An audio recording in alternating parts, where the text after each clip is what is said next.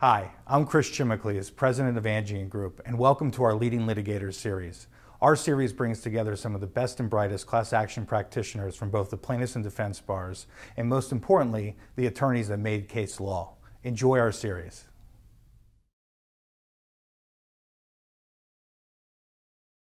Hi, this is Steve Weisbrot with Angeion Group. Thank you for joining us for our Leading Litigator series. We are here today with Beth Terrell from Terrell, Marshall, Daudt, and Willie, a consumer and employment class action law firm out of Seattle, Washington.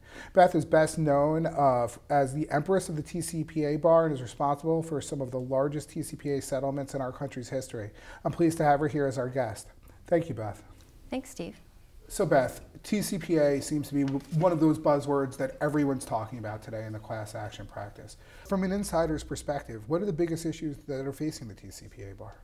The biggest issues facing the TCPA bar today are being teed up actually by the Chamber of Commerce. The FCC is being peppered with requests for opinions, clarifications, petitions on everything from what is an ATTS, trying to get the FCC to revisit the definition of consent, how to deal with wrong number calling issues. So the FCC is really sort of under siege, and our concern is that we're going to see an agency take one of the most popular consumer laws out there, especially the do not call provision. Sure. All the statistics show that the consumers really want this. They're upset when the companies don't comply with it, but we're very concerned that industry pressure is going to be successfully brought to bear by the chamber and others to eliminate or dilute the power of that statute. We've talked about these big cases that you've handled, the financial institution cases, and I think a lot of the people watching this, especially in the plaintiffs' bar, want to know, are there still viable TCPA cases out there, or have all the fish been fried, so to speak? There are still viable cases, but they are primarily in the telemarketing arena, and they pose unique obstacles because number one, the companies are getting smarter about how to not comply with the law, but how to hide the calling data and the manners in which they're not complying with the law.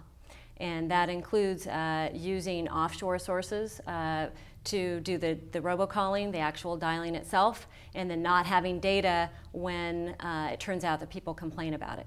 So it's the telemarketing arena that we're looking at. It's surprising how many large companies are still using illegal robocalling and robotexting and not being completely aware of the laws, or violating laws in certain states like Washington, where I'm from. There's basically a prohibition on robocalling, including to landlines, and most companies have not caught up with those compliance issues. Interesting. So Beth, you're clearly known as a TCPA advocate, and you're associated with the TCPA. I know you do other work. What else is important to you? You know, at my firm, we try to do complex litigation that can impact a large group of people and really fosters public justice. And so the types of cases that I like most typically involve consumers. They also involve low-wage workers. We've done a number of cases involving Spanish-speaking low-wage workers that have been taken advantage of by employers.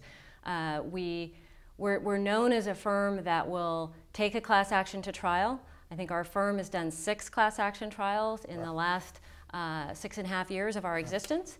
And so, we not only know how to be pragmatic and move a case from, filing to settlement, we're willing, able, and actually eager to try those cases when the right one comes along. That's great, Beth. Thank you so much for joining us today. Thank you.